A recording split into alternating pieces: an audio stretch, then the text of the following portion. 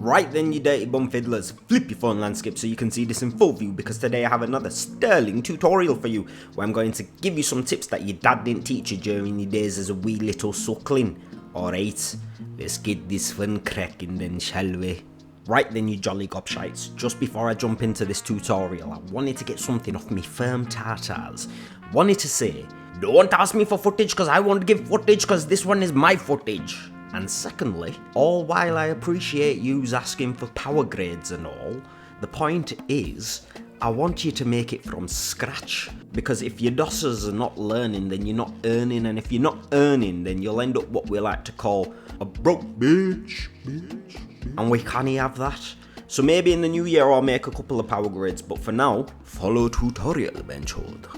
Alright, cool, now that that's out of the way, I have to let you know that I've just gone ahead and re-recorded this whole video because I want to split it into two parts for you, and I want to show you a couple of tricks that you've probably not seen in DaVinci. Well, I know at least I've not seen any tutorials online with these two tips, so let me just stop this before it gives me a flipping fit. I've got some juicy tips for you today. First and foremost, I'm going to show you through this shot. Generally, when we're creating a film print emulation, you'll see that my normal node tree is a little bit different to the one that I'm working with today.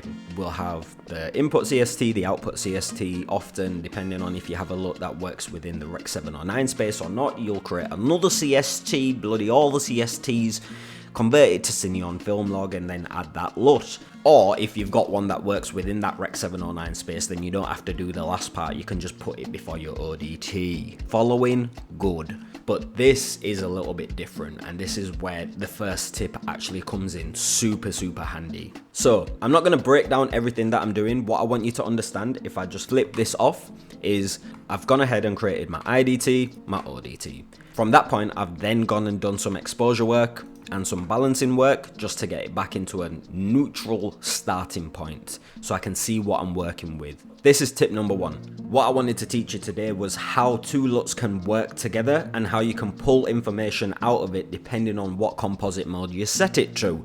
So you're going to go ahead and you're going to create a layer mixer. Depending on which look you prefer, whether it's the more pastel, softer colours that you get from your Fuji, or whether you prefer the richer, more thick, warm colours that you get from your Kodak, you're going to choose which LUT sits where. In my top node, I have my Fuji. In my bottom node, I have my Kodak. And the placement here is very important. Once you've chosen which option you want to be more apparent, we're going to go ahead and change this layer mixer composite mode to color. What that allows is the colors from the Fuji to come through, whereas the brightness and the contrast from the Kodak to be the undertone of this image. So if I just switch on and off, you can see it's blending the two LUTs together and it's giving a more uniform output of what this would look like if this was a creative LUT. So very quickly, what are some of the benefits if we use a layer mixer instead of just putting two serial nodes together and chucking some LUTs on there? So first and foremost, like I've just said, precision blending combines the strengths of both of these LUTs without overwhelming the image. You're also getting the luminance and color separation, allows for a more nuanced look by separating the brightness and contrast from that Kodak, whilst pairing it with the color information from the Fuji for a more tailored look. It's also a non-destructive method, so you can tweak each LUT's intensity independently before we do even more work. So you can even go into your key section down here and affect the key output gain, so you can decide which is coming through a little bit more than the other. And most importantly, we're operating with more professional control. We're attempting to mimic film processing techniques by emulating how film handles light and those color layers in a more professional manner. Which, if you are trying to learn color grading, that's one of the key aspects of this. You want to be able to develop that technique and flair in how you handle your image.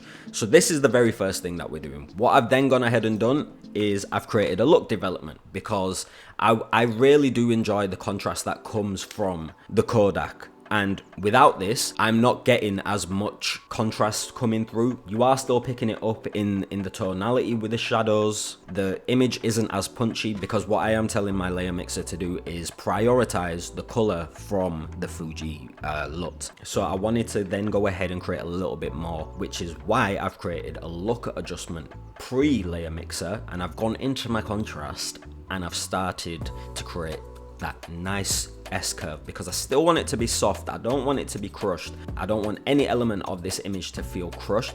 So even just looking at this, I can just lift this up a tiny bit just so we're getting a little bit more. And you can see that this is developing such an interesting look. This is a genuine commercial that I did work on for a South American client, and one of the key characteristics that we needed to get across was filmic, creamy, rich, a lot of texture. But you can also notice in these highlights, we are starting to pick up a little bit of noise. So I'll show you a way that we can target that shortly.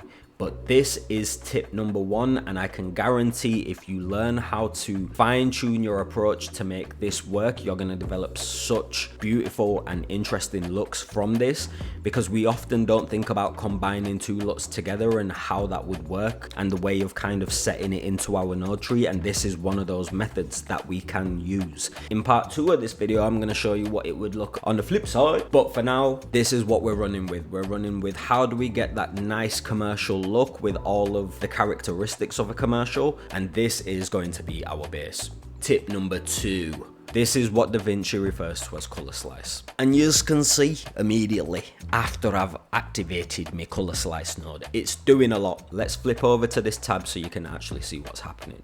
The first thing that I want to do is draw your eye over into the sky, because if I tell a lie, then I might fly. So keep looking over here.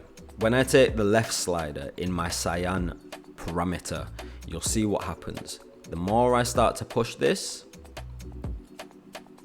the color becomes even denser. You can see it's doing a lot on his shorts, and we don't actually like that, so we're going to strip it back a tiny bit. But the more we open it up, the more it allows the color to breathe. This method is a very powerful way of introducing more dense colors, and then when we flip over to the right hand side, this here allows us to have more control over the saturation within that color. So even if we're just taking another area of this, say for instance the yellow, because in the skin at the moment we do have quite a lot of yellow in this image. It's a warmer day. The yellow that's coming through is a result of that, and it's also one of the characteristics of this LUT blend that we've got going on. If I start to add a little bit more density into that, you can see just down there in his shin, over here, and in the background as well. I've taken the hue slider and I've shifted it across so it's more reflective of a natural skin tone, just because I wanted it to mesh well. And then again, there's a dedicated skin tab within this, so if we wanted to create a little bit more density within the skin tone of these fellas playing real football, not none of that soccer stuff you be calling it. It's football, lad, alright? It's football, mate. It's not soccer, mate. We made the sport. This is football. This is England. We're adding more depth into his skin tone by enhancing that density within this tonal region. And I've pulled back some of the saturation just because at its natural point it's a little bit overwhelming for me. It's too overpowering. It takes over the image. It looks hot, it looks ugly, and I don't like that. And I'm a pro colorist, so I'm not trying to make no terrible image. So I'm pulling it back and I'm finding a place where it feels like it's blending nicely together, but it's complementing the overall goal of what I'm trying to achieve here. So the color slice tab in itself is so powerful because you can take certain color regions and start to tweak the hue similar to how you would in a color warper, but at the same time you can then go ahead and affect its density. So you're trying to take away that digital edge, and we're trying to get even closer to what film would look like. So even just scrubbing through, look at how nice this image looks. And if I just stop somewhere around here, flip on and off from this color slice, look at how much we're doing in this image and how much it complements it. But you have to be very, very specific with what you do here, because if you go too far, then you might as well just chuck it in bin mush, because it's going to look awful. So don't do that.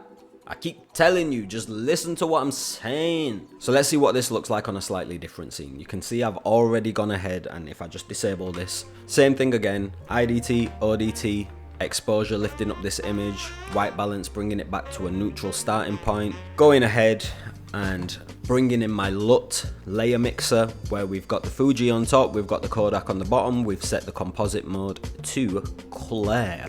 even just toggling off, you can see that it's softening the contrast that the Kodak provides, just because we are blending this information together, but the Kodak warms up the rest of the image while still maintaining and protecting that pastel-esque color palette. I wanted to again bring in a little bit more contrast, so I went ahead, created a look adjustment, made a custom curve, made a few tweaks. No, I didn't. And then I went ahead into my splice, into my splicicle, and look at what it does to the greens, man. Look at just looking at the surrounding image, look at how much nicer and more filmic the greens in this image look when they're just not as bright. That luminosity isn't just slap bang in your eyes mush.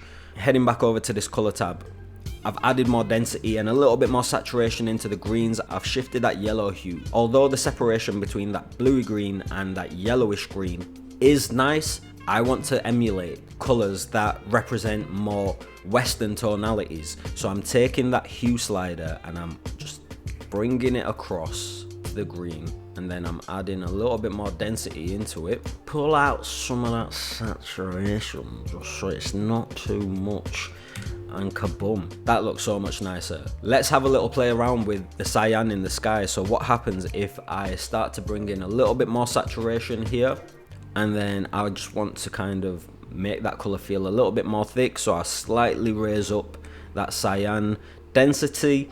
You can see it's having such a beautiful effect on the sky, and also the color reflection that we have on the tiles here as well. Even just taking his skin, for example. Yep, so we're going into our dedicated skin node. If I just reset this, you can see he feels a lot more lifted, and it's still a little bit too soft. So this is really impacting the shadow end of his skin. If I start to add more of that density, you can see it genuinely does provide more of that filmic quality, but there is still quite a lot of noise in this image. So I've gone ahead and created a noise reduction node prior to everything, where it's a little bit more targeted to the shadows. And you can see if I just toggle on and off, we are cleaning up so much noise in and around.